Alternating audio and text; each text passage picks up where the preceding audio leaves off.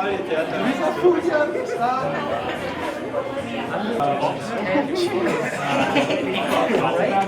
are you here? Yeah.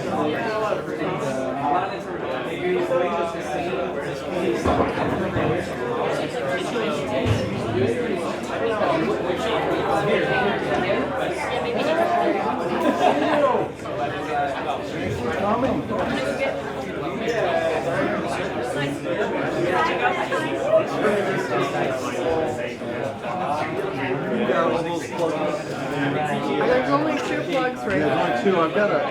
I don't want to plug these or throw you off. Oh, there's a strip.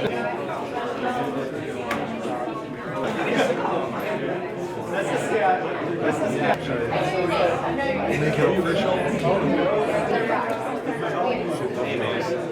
The minute she buys a rock that's over $5, I question what she does. I have found it not bad, but they're actually minerals. So amazing craftsman. And my mom was just but I thought it was fun. I would go down there and oh, you get what are you doing? You did a great job finding your name. Yeah.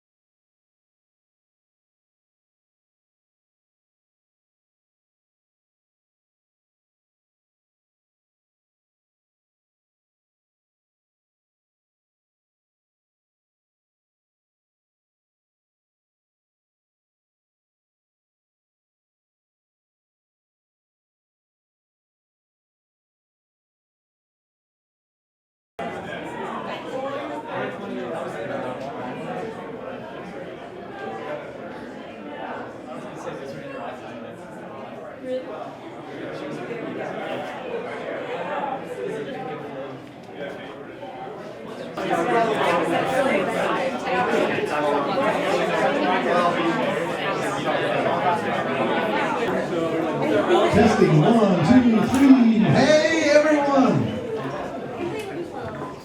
If you could end the little conversations and we'll get ready to share and celebrate Laura's life.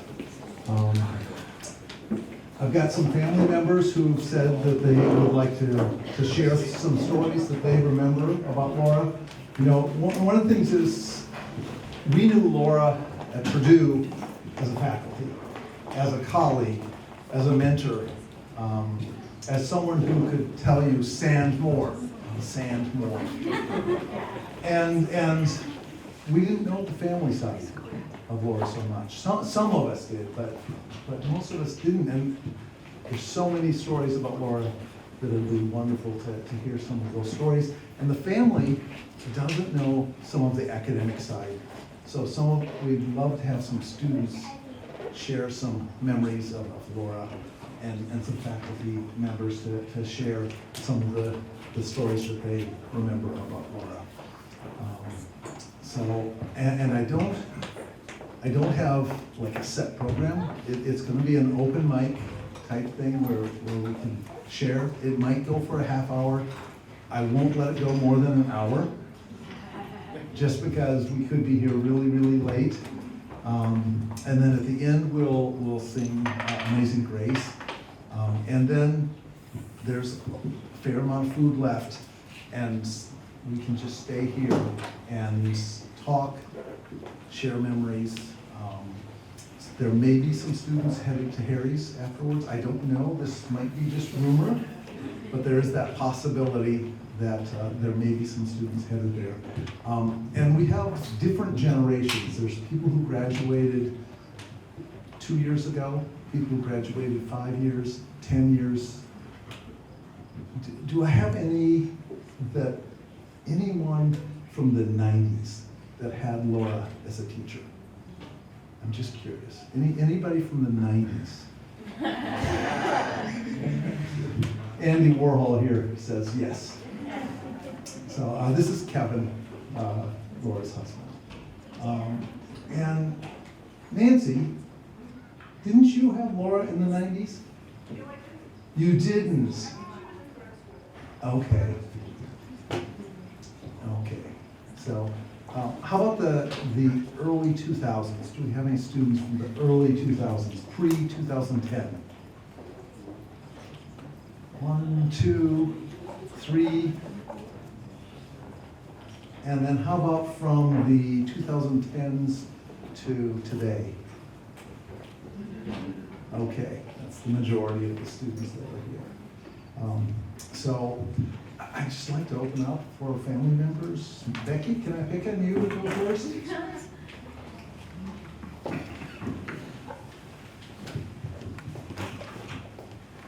Thank you, Steve. And I appreciate you picking me because otherwise my sister Nora always gets in front. It goes first. So first of all, I want to thank all of you for being here. It means so much to me and the family, and for those of you who are online. So thank you all. And I especially want to thank David. David's up there. Who's arranged nearly everything, and in particular this fabulous spread of food. So I hope people have a good appetite. It's wonderful. Cheryl and Steve, thank you. And we came the day after Laura died in August, and the faculty were so warm, and it was such an important moment, I think, in our process. So thank you. I would like to just share a few memories of Laura. I am her younger sister by 10 years, so she was always a presence in my life and a very positive presence. She championed my successes and minimized my failures, and said, oh, it's gonna be okay. Cheryl can echo that. But to share a few things. So when I was in high school, I grew up in Crawfordsville, and I was a decent student, and my English teacher drove me home one night and said, you know, your SAT scores are okay. You could apply to a liberal arts school on the East Coast, and they would give you a full ride. They have that kind of money, and you have that kind of need. And I thought this was fantastic. I had no idea this was possible. And my mother wasn't so excited about it because it meant I would be far from home. But my sister Laura was thrilled for me, and she intervened and helped me work with my mother to make sure that my mother was comfortable with me going off to school. And it was so helpful for the family. But also in that time, I went to look at schools, and I stayed with Laura in her New York apartment when I was 18, and I hung out with her design artist friends, and my eyes were huge, and it was really a life-changing kind of experience. So she was a wonderful champion during that period. And then over the years, she's been with us. She's come on family trips, she's attended important family events, and a few of those that were important.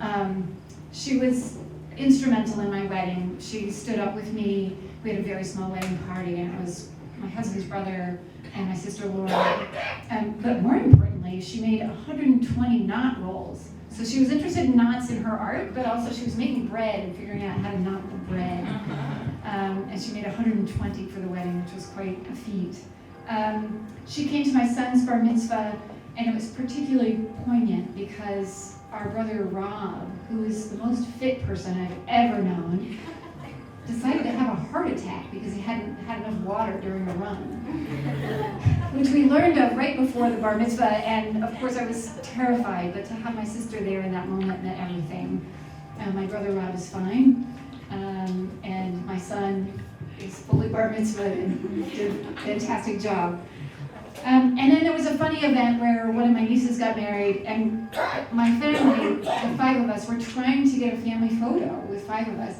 And Lori kept showing up to do a selfie with the family photo, so making it impossible for us to get a family photo. And for some reason, this was absolutely hysterical.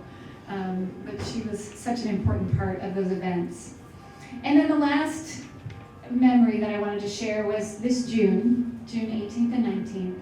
She had her bone marrow transplant, and she was in the bone marrow unit, and I, early that week, decided I would go visit her. And she was doing well, and we had this just wonderful weekend, spending time. I spent hours each day in the bone marrow transplant unit with her, and we set up a puzzle in the hallway. We did this jigsaw puzzle, and she chatted with the other patients, and I spent time puzzling, and it was just a lovely, calm experience, and we were so hopeful, and I'm so grateful that I went.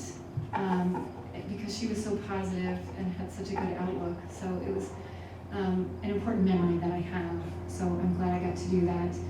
And what I'll miss having somebody to compare notes on what the heck I'm supposed to wear to whatever event we're going to, but also what to read. She was always interested in what I was reading and had ideas for books. And she was reading Miss Marple, Agatha Christie, as she was sick. Those were good books, she thought, for this time. So I've been reading a lot of Agatha Christie myself. But she also was interested in what you were making. So what you should cook, how to make bread, how to make stew. We always compared notes on what to make. So I will miss her greatly for that. So again, thank you. I'm so grateful that I had Laura in my life. And I'm grateful that all of you had her as well. So Steve, thank you.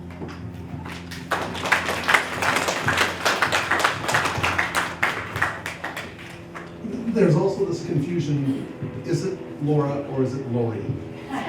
So, to the family, she's Lori, and to everyone at Purdue, she's Laura. So, it's the same person. I'd love to hear from a student. It doesn't have to be a big story, just a little story from a student. I'm putting you on the spot here. I can say something.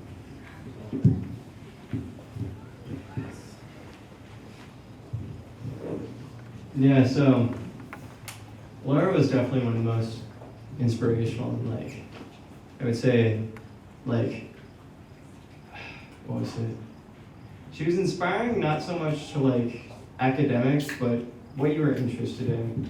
So I really love painting and stuff like that. So every time I'd come into class and we'd be working on design stuff for, weeks, hours, everything, I would still have little moments where the things I'd want to make, I just be talking to another student and Laura would be interested. So I would show her, and she would always be overjoyed and just what brought you happiness.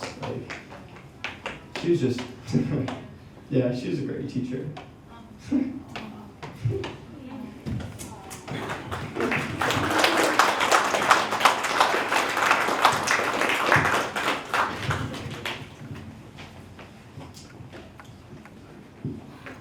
Nora, is it too early? It's okay. I'm good. And my stomach can stop hurting. Okay.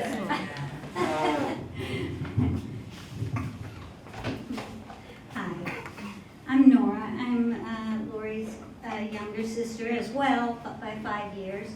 And I do call her Lori. So I just have this really long speech to tell you. a small black and white photo. Lori and I are 5 and 1. It is a windy day. We are smiling. We are at the beginning of our sisterhood. Our journey is long with many connections and conversations. Shoes are a regular topic. And the particulars of our lives. She often said, be a teacher. Finish your degree and be a teacher. You should have been a teacher. The day after we said goodbye to Lori, I have an interview to be a teacher. I am hired to be an instructional assistant, a one-on-one teacher. I so want to call Lori and give her the news, but I think she knows. May you rest in peace, Lori, and know you are loved.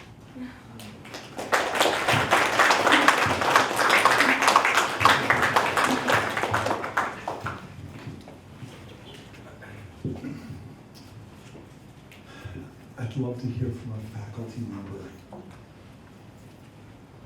So a faculty member who has a story. If not, it's going to be me, but.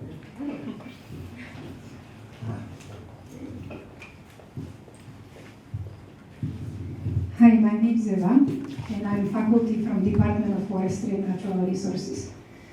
There is a long connection between me and Laura because actually I took a class with Laura. It was probably 1998, 2000, I don't know. And it was furniture design, and teacher was flamboyant, visiting scholar from Sweden, I believe. His name was Jon, I think. He was awfully, I would say, critical of everything what we have done. And I just remember Laura was brave, and also she never gave up.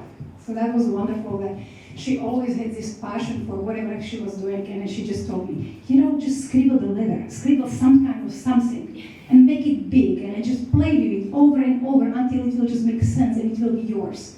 And she was just kind of so passionate about it, and she created this leather type of designs and so on. And we kind of communicate here and there, but basically we shared our students. I was sending my students from forestry area to creative art, and then they were coming to our place. Me and my husband were teaching CNC manufacturing. And then always we had this just small little stories here and there, or just talk about life. And what I always valued, it was her positive way of living. I was actually struck by surprise that the last procedure didn't work, because I was thinking that the positivity that she put out there for everybody around would have to work for her as well. So thank you for having her in our lives, and then also having that kind of positive outlook to everything that we do.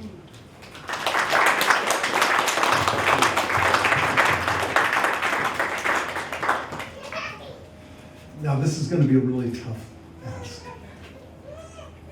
The young ones, the young relatives, the nieces, nephews.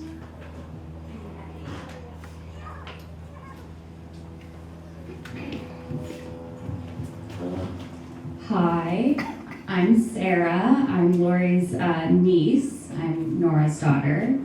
And I have just a really quick story about Lori.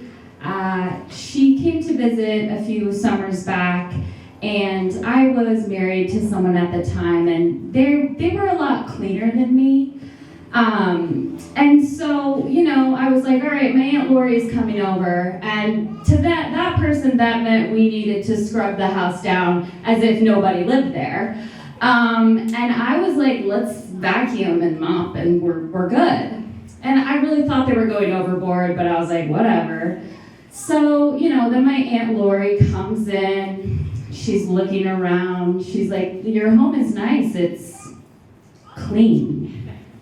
And she was offended, she was like a little offended by the cleanness, and I was like, I'm with her on this one, like, it's way too clean. And that was kind of my favorite thing about Aunt Lori, was she was just kind of like for real like that. Like she was sketched out by the cleanliness like me, which I really felt, together with her in that moment. And then more recently during quarantine, she sent me a bunch of jigsaw puzzles. And I recently just did one of them, and she had impeccable taste in jigsaw puzzles. Like, this is the nice jigsaw puzzle. And so I really appreciated that about her. And I aspire to be an amazing as an artist as her one day. I would be like really blessed. So thank you for being here, and rest in peace, Lori.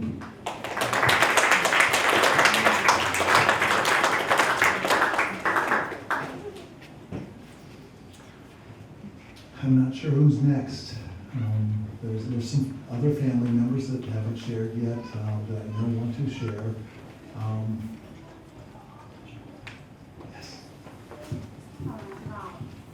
Yeah. I'm the guy that had the heart attack. Just a heads up. Totally sucked to have that. But here I am, survived. So clearly wasn't that bad. I have favorite brother here on my badge, in case you haven't seen it. So there is another one, lot less favorite, but still pretty great. I have two quick stories to tell about Laura. We grew up in Crawfordsville. She graduated, barely graduated, managed to get enrolled at Heron Art School in Indianapolis. 4 years, graduated top of her class in fine arts. She was a painter. Hadn't figured out sculpture yet. Spent a couple of years at Cranbrook up in Detroit, and then ended up in New York. And New York was an amazing experience for her as an artist. She developed a lot of great stuff. They had a lot of notoriety, a lot of press, and things went amazingly well for a long time, and then it didn't go amazingly well. And toward the end, everything kind of crumbled for her in New York. And she ended up having to have a bus ticket wired to her from my mother. She, ingloriously showed back up in Crawfordsville after being at the heights of the art scene in New York, and had to go to work at Donnelly's, which is a book publishing, not a glamorous job, for 2 years to pay off a lot of loan debt and other debt, which she did. And at the end of that, she was able to go, through that. She went to grad school and ultimately came here. But the story is, the day she got back to Crawfordsville on the bus, she hung out at my mom's house on Main Street, and about 4 hours into that, she said, you know what, I'm gonna go check out the bar scene here in Crawfordsville. Which there was like 4. And they were mostly really redneck, except for one called Stiggs. And Stiggs was this kind of happening spot on Green Street. And she went up there. She had bright orange hair, literally bright orange hair, which she had on purple jelly shoes that were high heels. And she walked into this bar, and the first guy she saw was that guy right there, and who was really cute, apparently. And from that moment on, they were an item, and before too long they were married, and then within 2 years they had a baby. And from there they began their life together. And ultimately she got her MFA in sculpture. She went to Southern Illinois University because they had a great foundry program, a really awesome foundry program, which probably, sounds like a really big deal. Upon that, she graduated, and they ended up back in Crawfordsville, and she was student teaching. And, substitute teaching. She was substitute teaching at the local junior high school. And she had a 7th grade class, science class, this one day, and she had just done it a couple of times. She think I'll do this will kind of tide me over until I find something. And she had thought about applying to Purdue, but she had not done it, and had procrastinated on this. This particular day, she went in, she had a 7th grade science class, and one of the boys in the class had made himself, and I hate to even say it, but he made himself a little bomb out of Drano and some other stuff. And it was like, hey, I'm in science class, let me show you this cool thing I made. So Laura's in the front of the class, and all of a sudden, students start screaming, he's, essentially, this boy's got a bomb. So Laura did exactly what you would expect. She went to try to get the bomb away from the boy. And it blew up. Terrible outcome, horrible. 15 or 20 kids had to go to the emergency room. No one was really hurt, but it was a humongous scene. She actually had to go home and change, and they called her and said, please come back to the school. We need you to come back. If you could come back, we got to talk to you. She went back to the school, and literally that night, she said, I've got to apply to Purdue. Because I'm just not fit to be a substitute teacher. It's just not my thing. And anyway, it wasn't long after that before she showed up and she got her first gig here. So, but if it hadn't been for that young kid who had created that a really creative, home school project, she might have stuck it out at Tuttle. Anyway, there you go.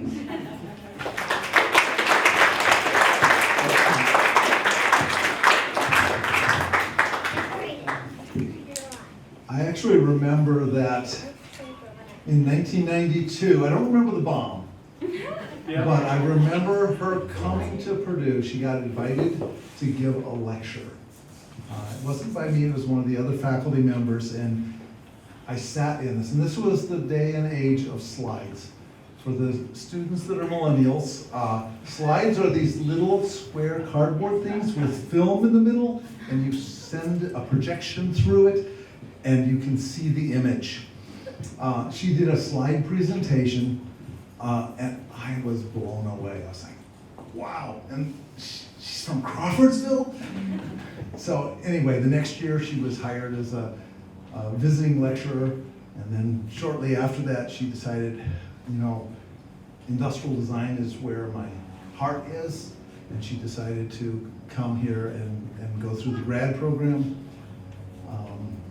And that's when she was in class with you, and then graduated and worked her ranks up through the faculty to where she was at the end as an associate professor. So, other stories. We have other stories. People who want to share other stories. Hello, I'm Ben. I had Laura, or Laura had me, I guess. I don't even know how long ago. I started in 2016. So I had her like 3 of my 4 years here. And I don't even have like a specific story. There are too many moments. I'll just like talk about my experience with her a little bit. My best friend and I in school, there was like one other dude, we did all our projects together. We lived together all 4 years. And Laura was a topic of discussion a lot because he hated how she taught. And I loved it. I loved it. I loved it because I got good grades. Also, he hated it because he didn't so much. But I think what made him most mad is he showed up every day 10 minutes early to class and did exactly what the rubric told. And I don't think I was on time once. But I love, like I said, I don't exactly know where this is going. All I know is Laura let you know when you weren't putting in your best work to a project. Like, she could tell what was inside of you and try to draw it out, and I'm not sure how she did so, but I did not like making stuff with my hands when I started with her, and I loved it by the time I finished. I think this is my favorite thing because, like, when she smiled and got happy about a project, like, you actually did well. Like, she could tell for you that you did your best work and you really tried. I think that was my favorite part about, like, having her is, like, I was so upset so many times because I would try hard on a project and she'd give me no response.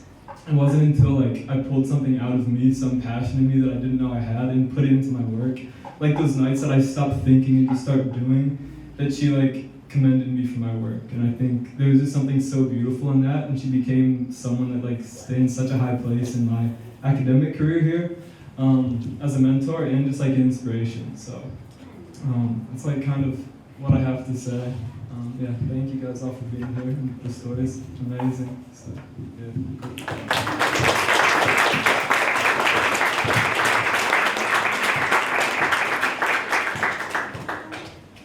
Being the official timer, at most, we have 15 minutes of stories left, at most.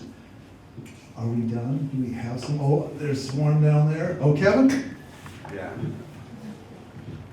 You promise not to embarrass Laura. This will be short. When I was about a sophomore or junior in college, my mother used to write me letters once a month. And in one of the letters, she had cut out some articles about a famous kind of local artist who had visited from New York in the local paper, in the Indianapolis Star. And I'm like, damn, you know, I should meet a woman like this. She was with her husband. But little, you know,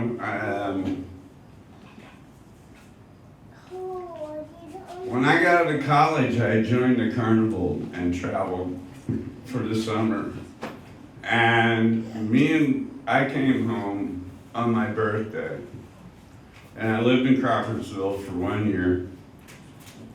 And on my birthday, Laura had the same pilgrimage, you know, of, you know, coming back home. And we met each other, and we were dating and got to be good friends. And one time she said, I gotta take this, build some artwork, and I gotta take it back to the gallery. Well, she didn't have a dime to her name, so she tore down part of her mother's fence and made a piece of art. You know, painted it, carved it, embellished it. And she said, "You want to go take this to New York with me?" Well, I was just a waiter at a small restaurant, but little did I know, once we got on the road, she'd rented a car that we had $100 to our name. And this is gas, food, everything. And I started freaking out. And she's like, don't worry, everything will be okay. And we didn't have gas money to get back home. And she sold the damn thing. And we've been together since. She's, even at this moment right now, at a hard time in my life, I can still hear her say, don't worry, everything will be okay.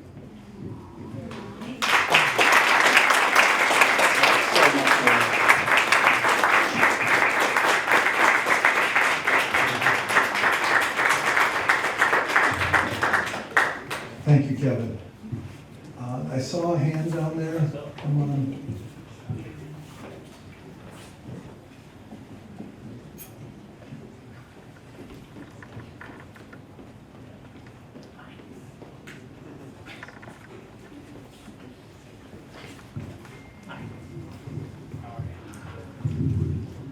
I'm the other brother.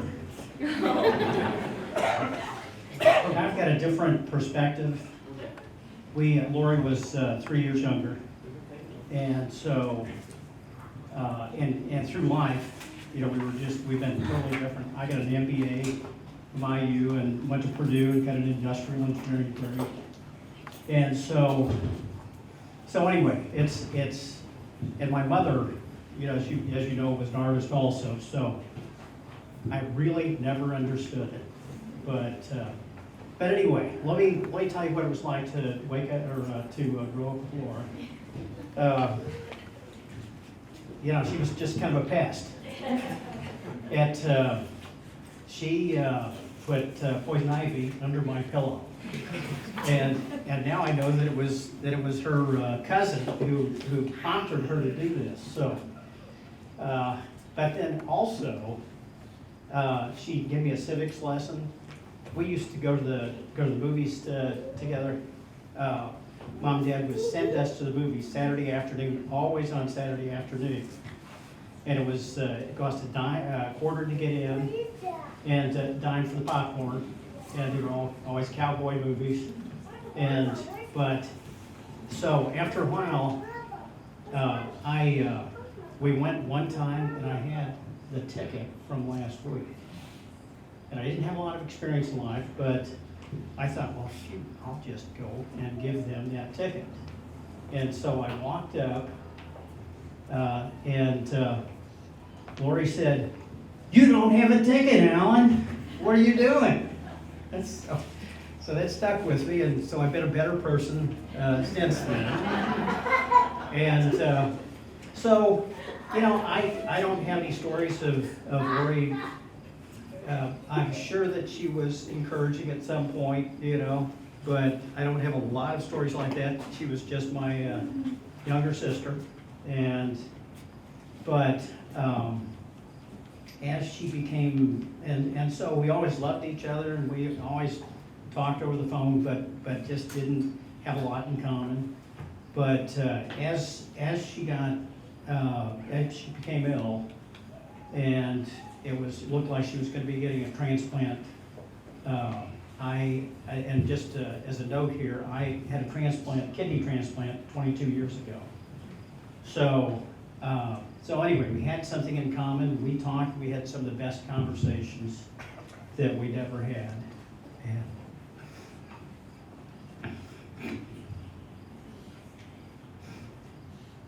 I did this morning too. So, but I just really felt that we were going to have. I never dreamed that she was going to die in the hospital, and I just felt that we were going to have more time together. And so, I'm going to miss her. I'm really, really going to miss her. So, anyway, that's it. And I appreciate everybody being here. You're in celebration of Lori. She really, really was an incredible person. Thank you.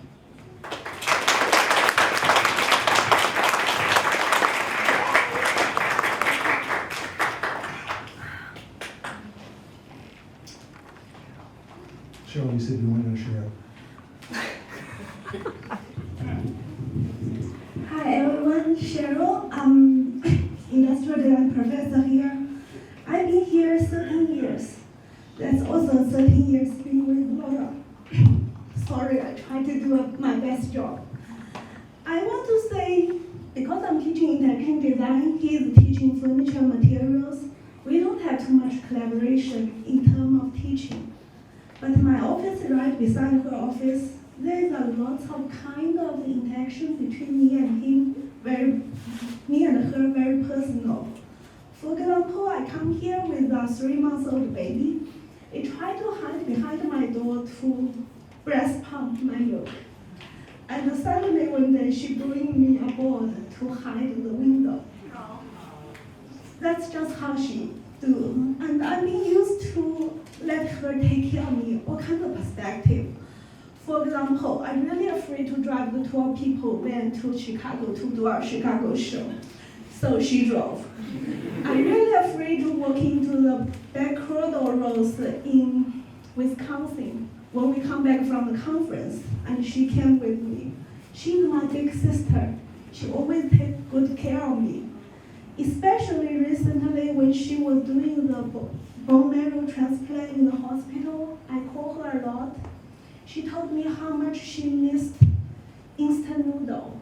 She told me, you know, how much she worried after she go back home. The home would be in a big mess, so I sent her a cleaning lady's information.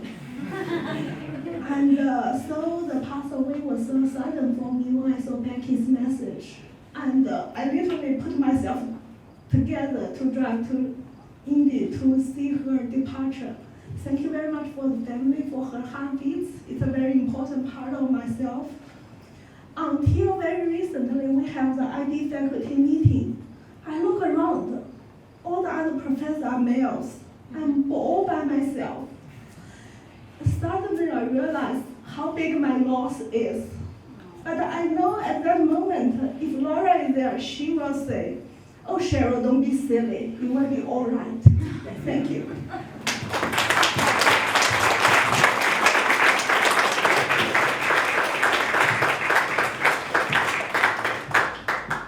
So I believe there are 6 grandchildren here. I don't know if any of the grandchildren would like to speak. Would you like to say something? No.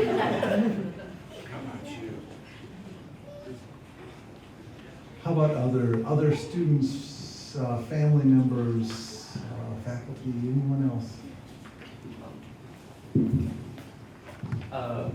I had Laura my second last semester here as an industrial design teacher. But I think the most important things she taught me weren't industrial design at all. A lot of people talked about her outlook on life and how bright she was, and how positive. And I think that was the biggest thing that she ever gave to any of us, at least as a student for me.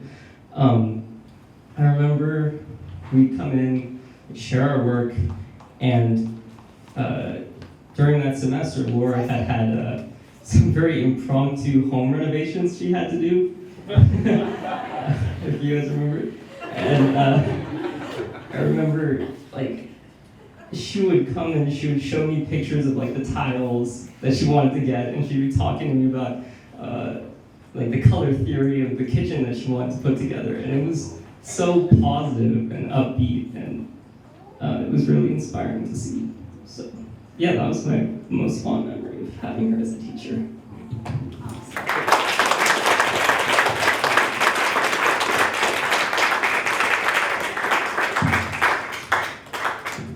Okay, 3 minutes left. So I think we have song sheets. What's that? Do we have people queued up online that want to talk? Okay, let's how are we going to do it? Let me open up the microphone. Yeah. So who wants to talk first? Yeah? Hold on a second. Can you mute one of this? Yeah. We have Hao there, right? Yes.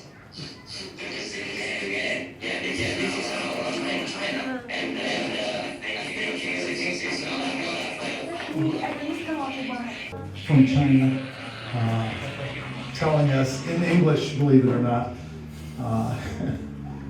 some stories.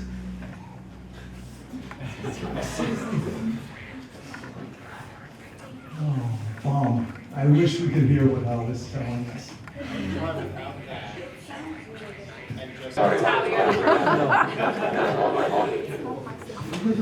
So, for some reason, we're getting echo from you, Hal, but whoever else was speaking, we could hear clearly. Is there someone, Sarah, could you share something, see if we can hear from you as well? Share something. If you want. Can you hear me? Yes, Okay. we're hearing you good. Yeah. My first ever interaction with Laura was actually in the materials and processes class. And this was a very long time ago. It was my first go around. And I remember we were making the wooden utensils, a very interesting project. One of the first times I'd ever woodworked. And we had all of our utensils on the table lined up, and she had come in. This was the first time that I had actually talked to her. She came into the room with all of the juniors at the time, and they were very quiet, and they said, "We're going to rank your projects." And then they took our projects and put them in order, and they were very honest about feedback. But I distinctly remember, Laura saying not the best things about some people's projects because she's just honest. And that was my first ever interaction with her, so I was initially like, oh my gosh, she's so scary, she's so honest. And then the first time I had gone through portfolio review, I didn't make it in, and I was 17th place, which only the top 16 make it in, and I was absolutely devastated. I remember crying in the parking lot, and it was like the worst day ever because I felt like I was so close, and I went upstairs to try to figure out like what went wrong and what had happened, and none of the professors were in their rooms, but Laura was, and I was terrified still because I didn't really know who she was. And I remember going up to her room and asking, oh, where is Steve? Like, can I talk to Steve? And she had said, you know, you seem really upset. And I said, yeah, I didn't get it. And she said, well, you should try again. You should give it another try. And like the look on her face was very reassuring. And I don't think I would have tried again if it wasn't for that moment. And I did try again, and I got in, and I remember seeing her in the hallway after, and she just smiled at me like she knew it was gonna happen.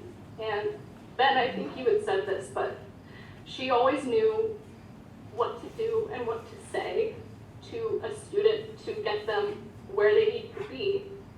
And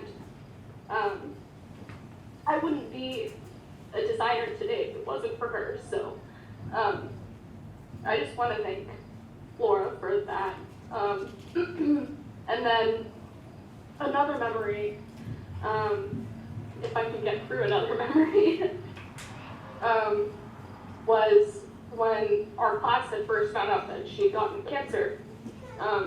We were very devastated, and we wanted to do something nice for her, and we didn't know what to do, and we knew that she was going to have to go through chemo treatments, and it would be really hard, and she was going to still try to teach or at least come in. And what we ended up doing was each of us had crocheted a little square and connected them together into a blanket for her.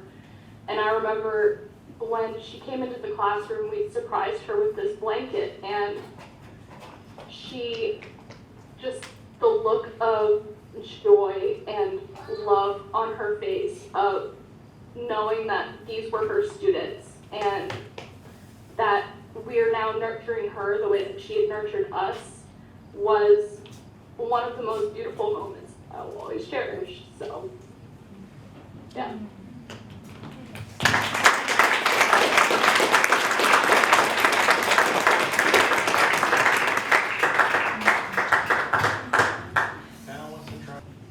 Are there others online that would like to share? Hi, I'm Sally Unser, and I was secretary in art and design, and that's how I got to know Laura. We both came in early in the morning, like 7:30, and before everyone else, grabbed our cups of coffee and sat and chatted, and Laura made me laugh so much. She had the best stories. And then when she got cancer and started her treatment, I was amazed at how she still made me laugh, even though she was very authentic and honest about what she was going through, the pain and the exhaustion, but still, what a sense of humor she had. And that's the two things I think that I'll remember the most about Laura is her incredible physical and mental strength and her sense of humor. I'll miss her. While we see if anyone else is going to join us, do we have those music sheets? Why don't we pass those out in the meantime?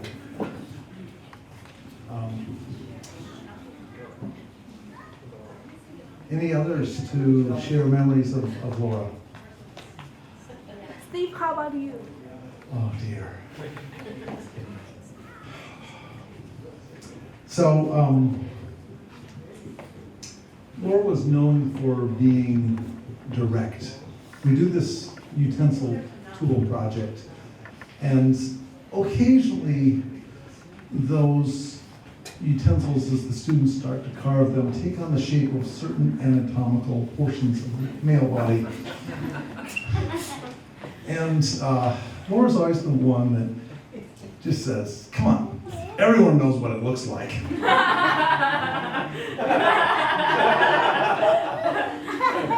I'm just gonna say it.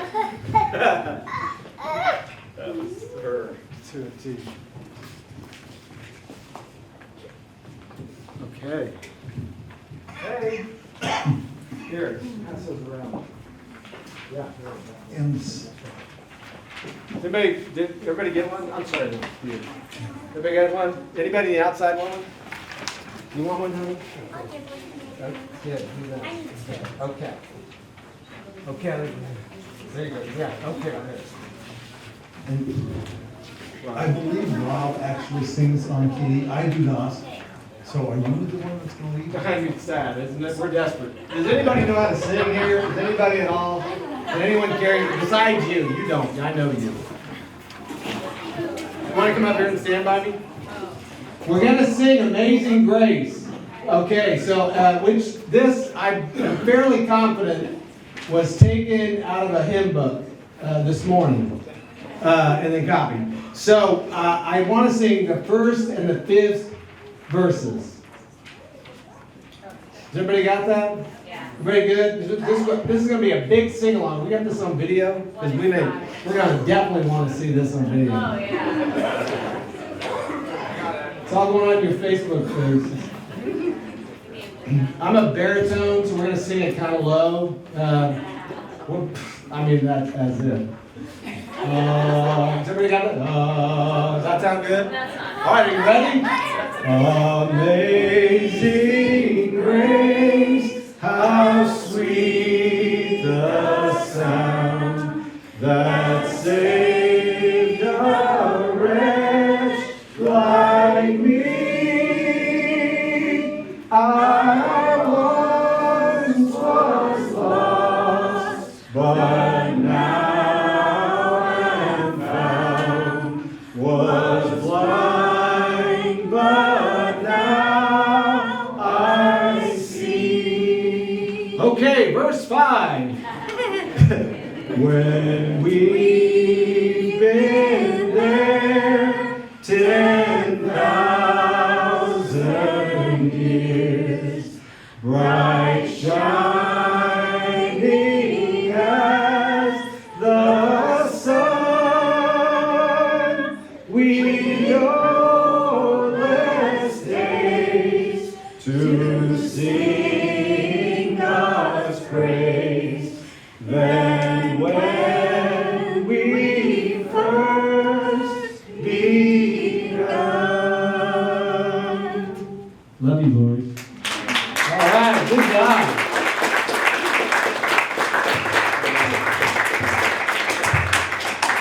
So the gallery will be open till 7. If you haven't been in the gallery yet, right behind here is a section dedicated to Laura with several of her pieces. There's also some in the middle of that space.